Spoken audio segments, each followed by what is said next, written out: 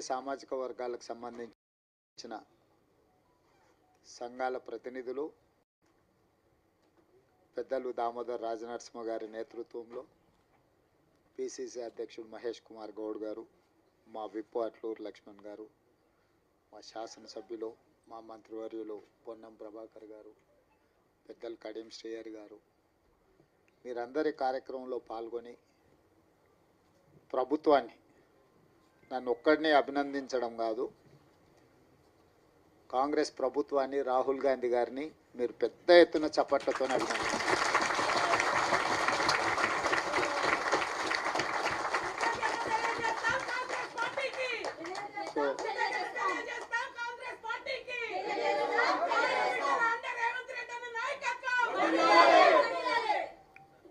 నేను ఎందుకు ఈ మాట చెప్తున్నా అంటే, మన నాయకుడు రాహుల్ గాంధీ గారు పట్టుదలతోని లేకపోతే ఈ మాదిగ ఉపకులాల వర్గీకరణ అమలు చేసే శక్తి నాకు రాకపోతుంది. వారు చాలామందికి భిన్న అభిప్రాయాలు ఉన్నా రాహుల్ గాంధీ గారు నువ్వు ఇది అమలు చెయ్యి, నేను ఉన్నా అని భుజం తట్టడంతో ఎన్ని సమస్యలు వచ్చినా దాని ఒక క్రమ పద్ధతిలో మంత్రివర్గ ఉపసంఘం వేసినప్పుడు నేను దామోదర్ రాజనరసింహ గారిని ఉపసంఘం చైర్మన్గా ఉండాలని నేను అడిగిన. దామన్న అన్నాడు, నేను కాదు ఉత్తమ్ కుమార్ రెడ్డి గారిని పెట్టు, అందరినీ సమన్వయం చేసుకోవాలి, రేపు నేనే ఉండి చేస్తే దామోదర్ రాజనరసింహ గారు ఆ సామాజిక వర్గానికి సంబంధించిన వాడు కాబట్టి వడ్డించేవాడు వాళ్ళోడే, వాళ్ళకే ఎక్కువ వడ్డించిందని చెడ్డ పేరు వస్తుంది. అట్లా కాకుండా మా న్యాయమైన హక్కు ఎవరిచ్చినా మాకు తప్పకుండా ఇస్తారు కాబట్టి ఉత్తమ్ కుమార్ రెడ్డి గారిని చైర్మన్గా పెట్టు అని వారు సూచన చేశారు. ఉత్తమ్ కుమార్ రెడ్డి గారిని చైర్మన్గా పెట్టి, దామన్నను కో చైర్మన్గా పెట్టి, పొన్నం ప్రభాకర్ గారిని, సీతక్కను, అదేవిధంగా శ్రీధర్ బాబు గారిని అందరినీ కమిటీలో వేసి, మల్లు రవి గారిని కూడా ఈ కమిటీలో పెట్టి 6 సార్లు సమావేశం చేసిన తర్వాత ఇది 7 మంది న్యాయమూర్తులు ఇచ్చిన జడ్జిమెంటు. పరిపాలన పరంగా మనం ఎంత విశ్లేషించినా న్యాయపరంగా కూడా దీన్ని విశ్లేషించాలి. భవిష్యత్తులో న్యాయపరమైన చిక్కులు మళ్ళీ రాకూడదు. దీనికి శాశ్వత పరిష్కారం చూపించాలి. శాశ్వత పరిష్కారం చూపించాలంటే 1 మ్యాన్ కమిషన్ ఏర్పాటు చేయాలని చెప్పి వారు సూచన చేశారు. 1 మ్యాన్ కమిషన్ విషయంలో కూడా చాలా రకాలుగా ఆలోచన చేసినాం, వీళ్ళని వేద్దామా వాళ్ళని వేద్దామా అని. ఎవరిని వేసినా ఏదో ఒక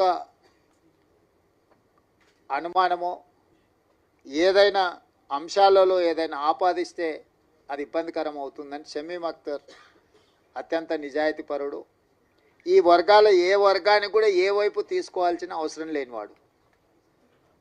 అతన్ని హైకోర్టు జడ్జిగా రిటైర్ అయితే వారిని 1 మ్యాన్ కమిషన్, జ్యుడిషియల్ కమిషన్ జడ్జిగా వారిని నియమించి 59 ఉపకులాలను ఏ రకంగా వర్గీకరించాలి, రోస్టర్ విధానం ఎట్లా ఉండాలి ఏందని చాలా లోతు విశ్లేషించి 59 కులాలకైనా 199 పేజీల ఒక విశ్లేషణ మొత్తం ఇచ్చిండు. ఒక్కొక్క సామాజిక వర్గము ఇప్పటి వరకు ఒక డాక్టర్ కానీ, ఒక చిన్న గ్రాడ్యుయేట్ అయిన కాని ఉన్నాయి, ఓ చిన్న డాక్టరో లేకపోతే ఒక గెజిటెడ్ ఆఫీసర్ ఉద్యోగం రాని వర్గాలు చాలా ఉన్నాయి. వాటి ఒక్కొక్కరిని విశ్లేషించుకుంటూ 199 పేజీల ఒక నివేదిక తయారు చేస్తూ ఈరోజు ఎస్సీ 15% రిజర్వేషన్లను గ్రూప్ 1కు 1%, గ్రూప్ 2కి 9%, గ్రూప్ 3కి 5%, ఏ గ్రూప్లలో ఎవరెవరు ఉండాలనో కూడా విశ్లేషించాను. ఈరోజు మా సోదరులు మా లక్ష్మణ్ 9 అంటున్నాడు. 9 కాదు, 10 మీకే ఇచ్చాను. ఎందుకంటే అతి తక్కువ జనాభా ఉన్న వాళ్ళు ఎన్నడూ ఏ అభివృద్ధి ఫలాలు ఆశించని వాళ్ళని గ్రూప్ 1లో పెట్టాం. తర్వాత మోడరేట్గా కొంచెం పర్వాలేదు అనుకున్న వాళ్ళని గ్రూప్ 2లో పెట్టుకున్నాం. సిగ్నిఫికెంట్గా బెనిఫిట్ అంటే కొంచెం మెరుగైన ఫలితాలను సాధించుకున్న వాళ్ళని గ్రూప్ 3లో పెట్టుకున్నాం. సో గ్రూప్ 1 అండ్ గ్రూప్ 2లో ఉన్నది మొత్తం మాదిగ ఉపకులాలకు సంబంధించిన వాళ్ళే ఉన్నారు. వాళ్ళకు సంబంధించి 10% రిజర్వేషన్ ఈరోజు మీకు అందుబాటులోకి వచ్చింది. ఇది ఎవరికి వ్యతిరేకం కాదు, మీకు జరిగిన అన్యాయాన్ని సరిదిద్దే ప్రయత్నం ఇది.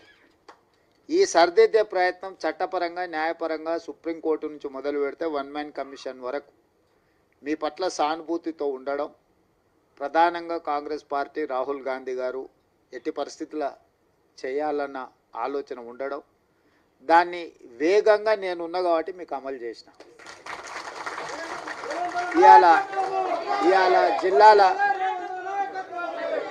ఇవాళ జిల్లాలో మొదటి నుంచే నేను జడ్పీటీసీ కావచ్చు, ఎమ్మెల్సీ కావచ్చు, ఎమ్మెల్యే కావచ్చు, ఎంపీ కావచ్చు, ఇవాళ ముఖ్యమంత్రి కావచ్చు, ఏ స్థాయిలో నేను రాజకీయాలలో చిన్నది పెద్దది ఏ పదవైనా ఉండని మాదిగోళ్ళ పిల్లలు న్యాయంబడే తిరిగి ఎన్నికల ప్రచారం చేశాను. నేను ముందు నుంచి చెప్పిన, ఇప్పుడు కాదు, 2014లో తెలంగాణ రాష్ట్రం ఏర్పడ్డ తర్వాత అసెంబ్లీలో తీర్మానం పెట్టండి, ఈ ఎస్సీ వర్గీకరణకు తెలంగాణ కొత్తగా ఏర్పడ్డ తెలంగాణ రాష్ట్ర ప్రభుత్వం అనుకూలంగా ఉన్నది అని కేంద్ర ప్రభుత్వానికి తీర్మానం పంపించండి అని సావధాన తీర్మానం ప్రవేశపెడితే ఆనాటి ముఖ్యమంత్రి గారు నన్ను, మిత్రుడు సంపత్ కుమార్ని, సాండ్రా వెంకటవీరయ్యని సభలో నుంచి బహిష్కరించిండు. మేము పెట్టిన తీర్మానమే విధిలేని పరిస్థితిలో సభ ఏకగ్రీవంగా ఆమోదించాల్సిన పరిస్థితి వచ్చింది. ఆనాడు అఖిలపక్షాన్ని తీసుకెళ్తాను, మళ్ళీ ఎన్నడూ తీసుకెళ్ళాలి. సరే, మీరు కొంతకాలం ఓపికగా చూసిర్రు, అవకాశం ఇచ్చిండ్రు, మీకు సహనం ఓపిక ఎక్కువ, మీరు 10 ఏళ్ళు అవకాశం ఇచ్చుకుంటా ఈరోజు రేపు ఈ సంవత్సరం వచ్చే సంవత్సరం ఆపై సంవత్సరం జరగకపోతుందా అని ఎదురు చూసిర్రు. ఇక 10 ఏళ్లలో మీ సమస్యకు పరిష్కారం కాకపోతే ఈ సమస్యకు పరిష్కారం ఉన్నోళ్ళని దించడమే అని మీరు భావించిండ్రు.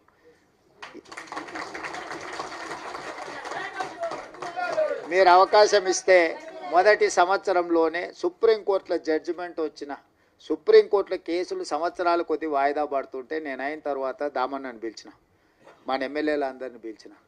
అక్కడ సుప్రీంకోర్టులో కేసు వాయిదాలు పడుకుంటూ పోతుంది, ఇంకా దీన్ని వాయిదాలు వేయడానికి వీలు లేదు, మనమే ప్రత్యేకంగా ప్రభుత్వం నుంచి ఉద్దండులైన న్యాయవాదులను నియమిద్దామన్నా, నువ్వు ఢిల్లీకి వెళ్ళు, ఎమ్మెల్యేలు అందరిని తీసుకొని అని చెప్పి వేముల వీరేశాన్ని, మందుల శామెల్ను, గవ్వంపల్లి సత్యనారాయణ, లక్ష్మణ్ని, అందరినీ ఎమ్మెల్యేలు అందరినీ దామన్నకు తోడిచి ఒక కమిటీలాగా ఢిల్లీకి పంపించి మన సిద్ధార్థ్ లూత్రాను, అభిషేక్ సింఘ్వీని, వీళ్ళందరినీ న్యాయవాదులను అందరినీ మన తరఫున సుప్రీంకోర్టులో బలంగా కేసును బెంచ్ మీదకి తీసుకొచ్చి బలంగా వాదనలు వినిపించినాం. ఎందుకు వర్గీకరణ చేయాలని దాని మీద పంజాబ్ వర్సెస్ యూనియన్ ఆఫ్ ఇండియాలో ఉన్న కేసు చాలా ఏళ్ళ నుంచి పెండింగ్ ఉంది. దీంట్లో మీరు అందరు పిల్లలు చాలామంది చదువుకున్న వాళ్ళు ఉన్నారు. ఏళ్ళ కొద్దీ వాయిదాలు పడుతున్న దాన్ని 7 మంది న్యాయమూర్తులు ఒక దగ్గర కూర్చోవడం అనేది అంత అల్కగా పని కాదు. ఒకరు కూర్చునుడే కష్టం ఉంది. ఇవాళ రేపు 7 మంది ఒక్కసారి ఇట్లా లైన్గా కూర్చొని మీ వాదనలు వినాలంటే కంటిన్యూస్గా వాదనలు వినిపించి సుప్రీంకోర్టును మెప్పించి సుప్రీంకోర్టులో జడ్జిమెంట్ తీసుకొచ్చి ఆ జడ్జిమెంట్ని ఏ రాష్ట్రం ఈ దేశంలో అమలు చేయలేదు. ఏ రాష్ట్రం, ఏ కేంద్ర ప్రభుత్వం. ఇవాళ మా సోదరుడు ఎక్కడైతే మద్దతు పలుతుండో, నాకు మంచి మిత్రుడు ఆయన, నాకేం విభేదాలు లేవు. నేను మళ్ళీ మీరు ఎవరైనా అనుకున్నారు, కృష్ణమాదిగతో నాకు పర్సనల్ రిలేషన్ చాలా గొప్పగా ఉంది. ఆయనతో నాకు ఏం చిన్న ఎంట్రకాంత కూడా మాకు భిన్నాభిప్రాయాలు. కాకపోతే నాకంటే ఆయన కిషన్ అన్నను, మోడీని ఎక్కువ నమ్ముతుండు. కానీ వాళ్ళ ప్రభుత్వాలు ఉన్న దగ్గర కూడా ఎక్కడ అమలు చేయలే, ఎక్కడ కూడా. ఏ రాష్ట్రంలో అన్న వాళ్ళ ప్రభుత్వం ఉన్న కాదు, ఇన్ని రాష్ట్రాలలో వాళ్ళ ప్రభుత్వం ఉంది, నన్ను చేసిరా. కానీ నేనేందంటే ఈ వర్గాలకు అన్యాయం జరిగింది, ఇక నేను ఉన్నప్పుడు కూడా న్యాయం చేయకపోతే వీళ్ళకి ఎవ్వరు న్యాయం చేయరని నేను బలంగా నమ్మిన. అందుకే ఇంక ఎవరు ఏమన్నా అనుకొని ఎవరు ఏమన్నా తిట్టుకొని ఈ జాతికి న్యాయం చేయాలనుకున్న పట్టుదలతోని దాన్ని పక్కడబందీగా అన్ని రకాలుగా చేసుకుంటూ వచ్చి నేను అసెంబ్లీలో బిల్లు చేసి, అంతకంటే ముందు ప్రొఫెసర్ కాసిము వాళ్ళు వచ్చి నాతో అడిగిన. అంటే నేను చెప్పిన, మీకు బిల్లు కావాలన్నా ఆడాబిడి కావాలన్నా అని. మాకు బిల్లు కావాలి సార్ అన్న. బిల్లు కావాలంటే దీనికి ఒక ప్రాసెస్ ఉంటుంది. పిల్లగాడు ఎంత తెలుగుకల్లో చదువైనోడైనా వాడు సంవత్సరం చదివినాకనే పరీక్షలు పెడతాం కదా. దీని కూడా ఈ ప్రాసెస్ కూడా ఒక పద్ధతి ఉంటుంది. అసెంబ్లీ కానీ లేకపోతే క్యాబినెట్ కానీ కమిషన్ కానీ రిపోర్ట్ కానీ దాన్ని చట్టం రూపొందించాలి. చట్టంలో లొసుగులు ఉండొద్దు. మళ్ళీ దాన్ని చట్టం చేసినాక మళ్ళీ దాన్ని ఎవరో ఒకరు దాంట్లో ఏదో ఒకటి ఎతికి కోడిగుడ్డు మీద ఈకలు వీకినట్టు ఏదైనా చేస్తే అది మళ్ళీ మొదటికి వస్తే ఇంక మళ్ళీ ఎప్పటికీ ఇది అపరిష్కృతమైన శాశ్వత సమస్య ఉంటుందని చెప్పి దాన్ని పక్కడ్బందీ చేసి దాన్ని మొత్తం దామన్నను ముందలు పెట్టి వెనకంగా మేము అందరం ఉండి మిగతా వాళ్ళందరినీ సమన్వయం చేసుకుంటూ నేను సభలో కూడా అందరినీ కూడగట్టి ఎవ్వరు కూడా దీన్ని వ్యతిరేకించే సాహసం చేయలేదు. ఎవరిని కూడా వ్యతిరేకించనీయకుండా వ్యవహారం నడిపినాం. ఎందుకంటే దీన్ని అందరి ఆమోదంతో ముందుకు తీసుకెళ్తున్నాను ఒక అభిప్రాయం ఇవ్వడం ద్వారా మాదిగ ఉపకులాలు ఎవ్వరికి అన్యాయం చేస్తలేరు, వీళ్ళు వాళ్ళ న్యాయమైన హక్కు కోసమే వాళ్ళు ప్రయత్నం చేస్తున్నారు అనే ఒక విస్తృత అభిప్రాయాన్ని కల్పించడం కోసం ప్రభుత్వం పూర్తిగా ప్రయత్నం చేసింది. ఇవాళ దాన్ని సాధించుకున్నాం. నేను ఆయన అసెంబ్లీలో చెప్పిన దీన్ని కొలిక్కి తెచ్చే వరకు ఏ నోటిఫికేషన్ ఇవ్వనండి. ఆయలటి నుంచి ఇవాళ వరకు ఒక్క నోటిఫికేషన్ కూడా ఇవ్వలే. ఎందుకంటే నాకు కూడా దీన్ని ఏదో ఒకటి తేల్చాలి. ఎన్నేళ్ళు 30 ఏళ్ళ నుంచి 35 ఏళ్ళ నుంచి ఇది సిక్కుముడై జటిలం అయిపోయి ఇది ఒక సమస్యగా తయారవుతుంది. దీనికి ఒక పరిష్కారం చూపిస్తే చరిత్రలో ఎప్పుడైనా చిన్న సాయం చేస్తేనే మీరు ఎక్కువ గుర్తుపెట్టుకుంటారు. పూట ఇంత అన్నం పెడితే కూడా 10 ఏళ్ళు 20 ఏళ్ళు ఈ జాతి నమ్మకంగా ఎంబడి నడుస్తుంది. ఓ పూట భోజనం పెడితే కూడా నమ్మకంగా నడుస్తారు. గ్రామాలలో మాకు తెలుసు. ఎందుకంటే పొలం కాడు మీకు మాకే కాదు ఉన్నది సంబంధం అంతా. బాయికాడ ఏదైనా ఉన్నది మీకు మాకే సంబంధం కాబట్టి మీ గురించే నాకు పూర్తిగా అవగాహన.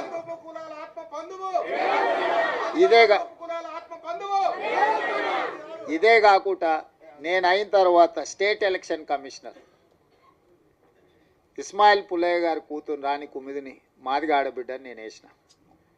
100 ఏళ్ళ హిస్టరీ ఉన్న ఉస్మానియా యూనివర్సిటీకి 100 ఏళ్ళ నుంచి ఏ దళితుడు కాలే. మొదటిసారి దళితుని, అది మాదిగలకు సంబంధించిన కుమార్ని ఇలా ఉస్మానియా యూనివర్సిటీ వైస్ ఛాన్సలర్ చేసిన. ఉస్మానియా యూనివర్సిటీ ఆర్ట్స్ కాలేజ్ ప్రిన్సిపల్గా ప్రొఫెసర్ కాసిమ్ని ఈరోజు మన ప్రభుత్వాన్ని నియమించింది. అదేవిధంగా దామన్న సరే ఆయన డిప్యూటీ సీఎంగా చేశారు, ఇవన్నీ చేశారు. లక్ష్మణ్ని విప్పుగా చేసినాం.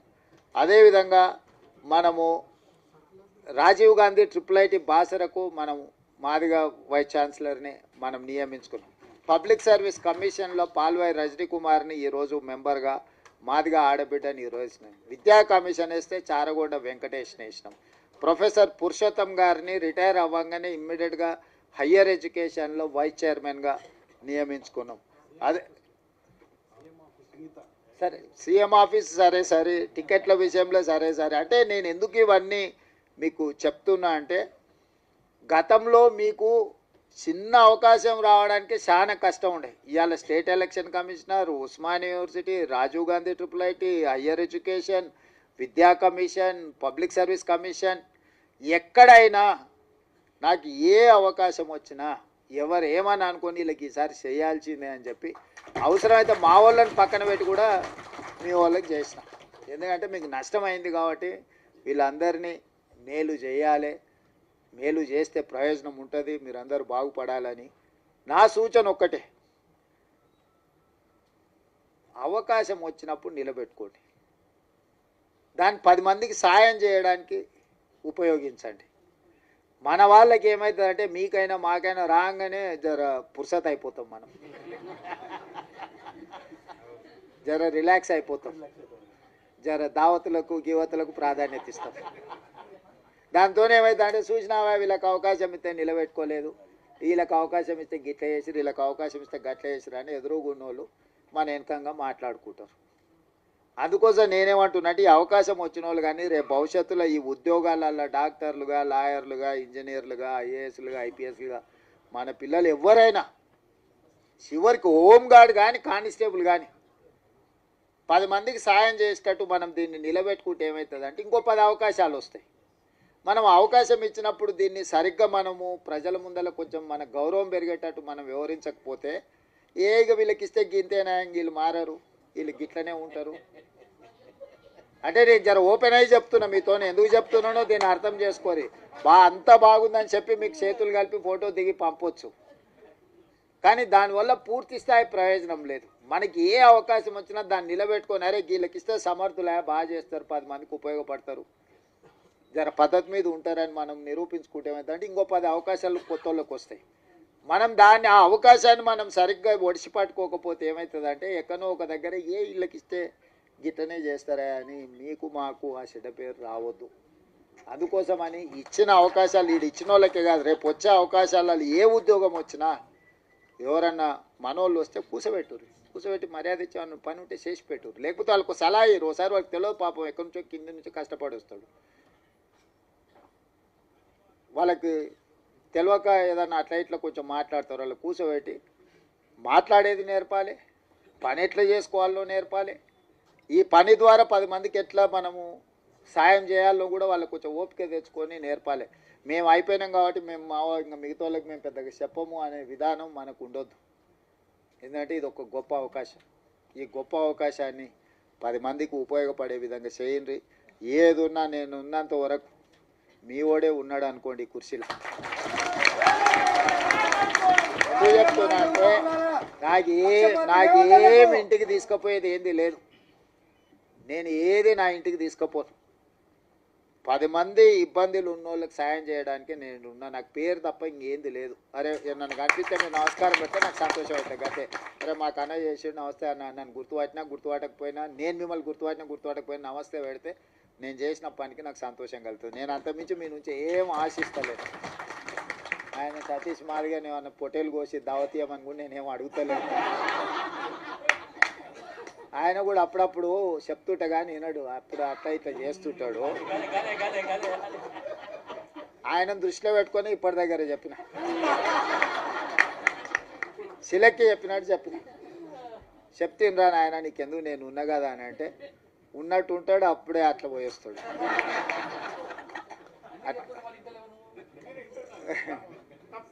చింతాస్వామి సరే, చింతాస్వామి నాకు చదువుకునేటప్పటి నుంచి కూడా తెలుసు, ఫైన్ ఆర్ట్స్ కాలేజ్ నుంచి కూడా తెలుసు.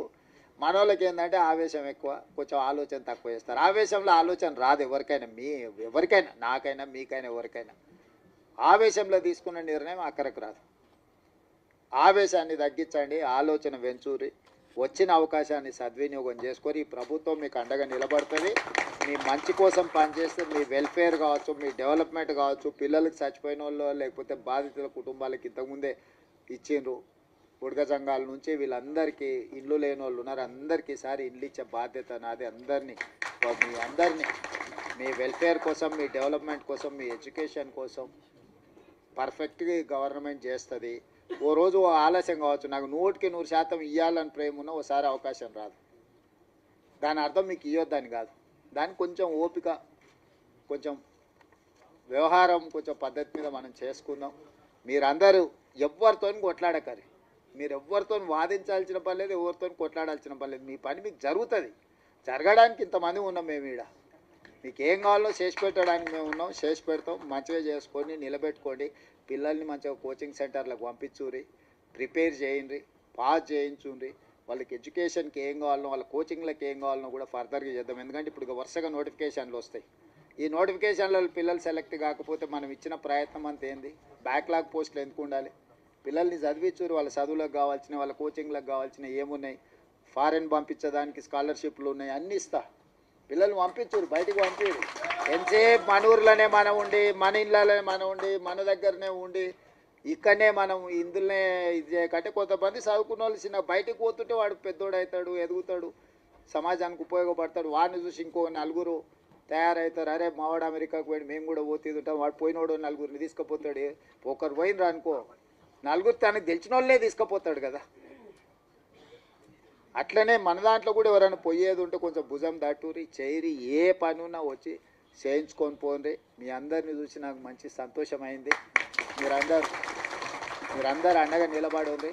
ఒక సభ నేను మిమ్మల్ని అందరిని అడిగేది ఒక్కటే, నా కోసం కాదు, రాహుల్ గాంధీ గారు దీంట్లో పెద్ద ఎత్తున చేసిండు. మీ సత్తా ఆనాడు ధర్మయుద్ధం పరేడ్ గ్రౌండ్లో చేసినప్పుడు నేను మీకు అండగా నిలబడ్డా. మీకు గుర్తుందో లేదో మరి ఇది వచ్చిన వాళ్ళు. సరే, ఆ రోజు నేను వచ్చిన అట్లాంటిది ఈరోజు విజయోత్సవ సభ పెట్టుండ్రి. రాహుల్ గాంధీని దామన్న తీసుకొస్తాడు. ఎందుకంటే మనము కృతజ్ఞత చూపిస్తే ఆయనకు కూడా ఉత్సాహం వచ్చి ఇంకో 4 రాష్ట్రాలలో చేపిస్తాడు. ఎందుకంటే ఇప్పుడు కర్ణాటకలో, మిగతా రాష్ట్రాలలో కూడా ఇది కొంచెం వాయిదా పడతా వస్తుంది. మీరు అండగా నిలబడ్డట్టు 10 లక్షల మంది జమై ఆయన నిజేసి దామన్న మనోళ్ళందరి నేతృత్వంలో, మహేష్ గౌడ్ గారి నేతృత్వంలో ఒక అభినందన సభ పెట్టి రాహుల్ గాంధీ గారిని ఇచ్చేసారండి. ఏ మనిషి అయినా అభినందన కంటే ఏముంటుంది? గాంధీ కుటుంబానికి ఏంది? దేశం కోసం సర్వం ఇచ్చిన వాళ్ళు, దేశం కోసం సర్వం ఇచ్చారు, ప్రాణాలు ఇచ్చారు, అన్ని ఇచ్చారు. వాళ్ళకి ఏముంటుంది? మీరు మాకు సాయం చేసారు, మిమ్మల్ని గుర్తుపెట్టుకున్నామని మీరు అందరూ గట్టిగా సపోర్ట్లు కొడితే ఆయన ఉత్సాహంతో ఇంకా 4 రాష్ట్రాలలో చేపిస్తాడు. మన ప్రభుత్వం ఉన్న ప్రతి రాష్ట్రంలో అమలు జరిగితే ఆటోమేటిక్గా మిగతా కాక సెగ తగులుతూనే ఉంటుంది కదా. తప్పు సప్పుడు ఇప్పిస్తూనే ఉంటుంది కదా వాళ్ళ చెవులకు. అందుకోసమని ఈడ కదలంగానే అవతల పక్కలా కొంచెం కదులుతూనే ఉంది కదా. ఆ పక్కన ఈ పక్కన ఆటోమేటిక్ అట్లా కదులుతుంది. అరే వీళ్ళంతా రాహుల్ గాంధీ అమ్మడు పోయేటట్టు ఉన్నారంటే భయానికైనా చేస్తారు. అప్పుడప్పుడు జర తెలుగుగా భయపెట్టి కూడా చేసేది నేర్చుకోండి అని తెలియజేస్తూ సెలవు తీసుకుంటున్నా. జై రేవంత్ అన్న, జై దామన్న. సార్ ఇక్కడ ఉన్న వాళ్ళందరూ ఫోటో దిగుతారు సార్, ఒక్క నిమిషం.